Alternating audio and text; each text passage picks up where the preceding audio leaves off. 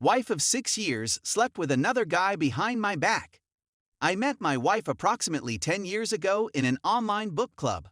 I didn't know much about her other than the novels she was reading at the time.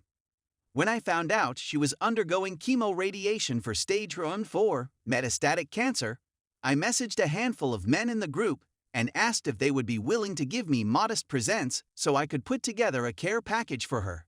She was overjoyed, delighted, and grateful when she got the item in the mail. We began privately messaging one another, became friends, and ultimately developed into a long-distance romance. I kept sending her letters and tiny presents, which she would unwrap after each treatment session until she ultimately went into remission. We were separated by 1,000 kilometers. I flew to see her, and she flew to see me. She ultimately relocated to my state after much back and forth.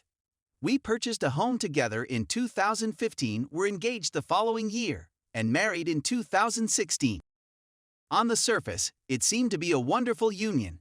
We only had one fight in our 6 years of marriage. I was earning decent money, which allowed her to secure her ideal job, which she still holds today. We had a good salary and no children. When the stressors of money and children are removed from a marriage, there is nothing left to dispute about. If we had a dispute, we worked it out within hours, or so we thought. I will expand on this later.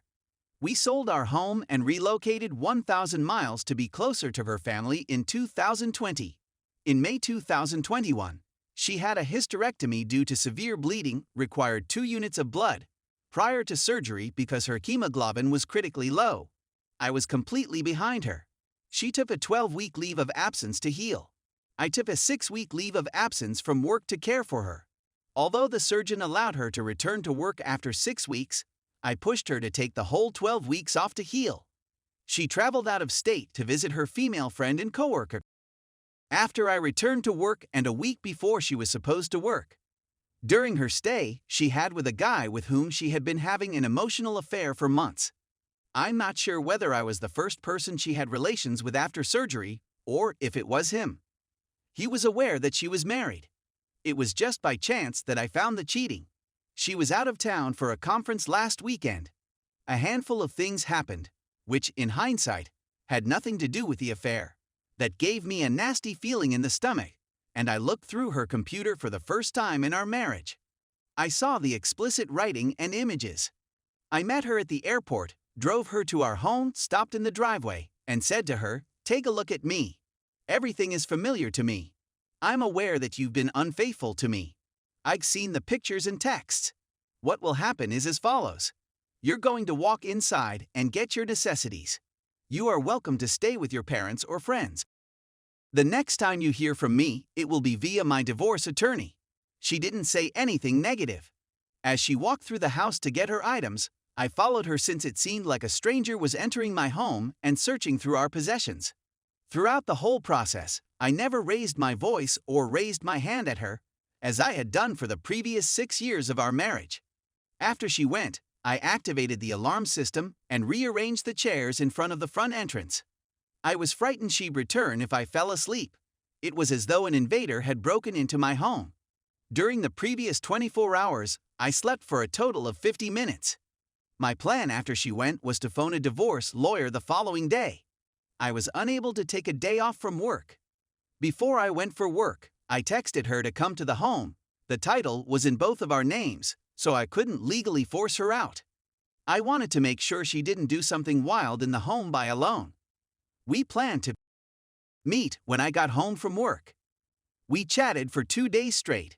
Both of us were sobbing a lot. On the surface, our marriage seemed to be a success, but it was plagued by a lack of communication from both of us for 6 years.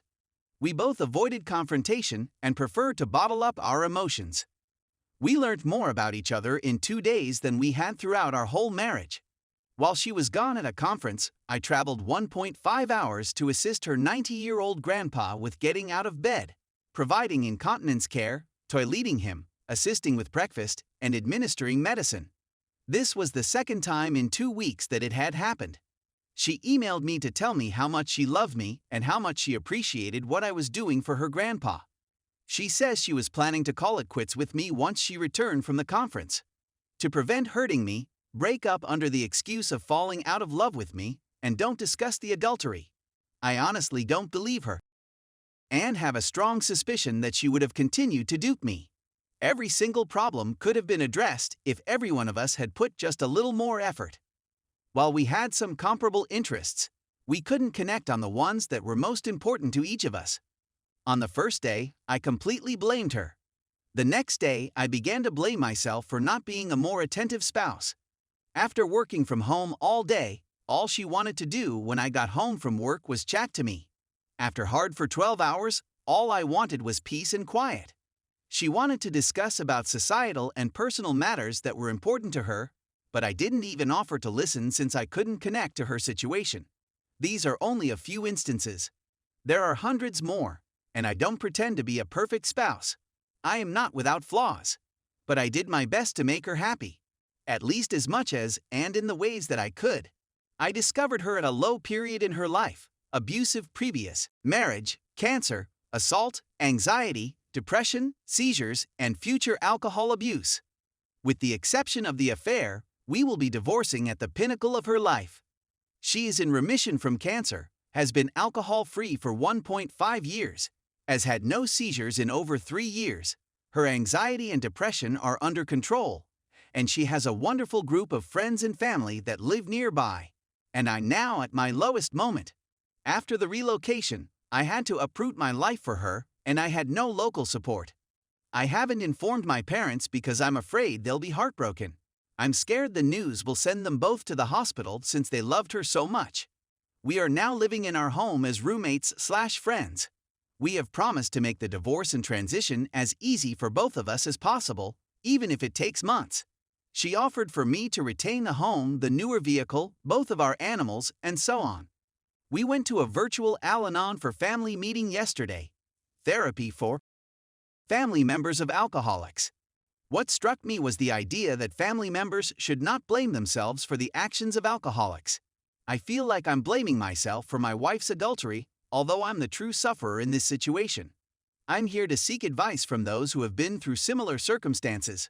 When the person in whom I had entire faith betrays me in this manner, I'll have to learn to trust my future mate. This Saturday is my first session with Infidelity Survivors Anonymous. Thank you for allowing me to vent. Update. I'll provide this information to provide context, not to justify her cheating. My first serious relationship was with her. I had a few of flings before her, but they didn't turn into anything significant because of an issue I had, Ed. And although we had a hot physical relations life in LDR, the issue reappeared when we moved in together. We spent months without having at one point early in the relationship. She urged me to go to the doctor, but I put it off. It's all my fault. I was younger, less mature, and, to be honest, humiliated. Eventually, at the age of 29, I'm now 33, I was tested and discovered that I had extremely low testosterone levels. And I'm not sure how long I've been living this way. I'm guessing a decade, since I've always felt that I had less energy than my contemporaries. At the time, I got teeth replacement and felt like a new man. We began having physical relations again, but it was never as amazing as it had been in LDR, and it never lived up to the dream we had prior to living together. There were still occasions when I couldn't keep going, but they were much less frequent than previously. She did comment yesterday that although there was less often, she enjoyed it when we did have it. What I lacked in one area, I made up for in another. I gave her an oral, which she enjoyed. Likewise, vice versa. Recently, I began to notice that my T levels had dropped again. Now that I'm more mature, I went to be tested and will have a follow-up appointment next week to receive the findings. Again, this is not to belittle her betrayal. But, if I'm going to speak about her defects, it's only fair that I offer mine own to round out the picture.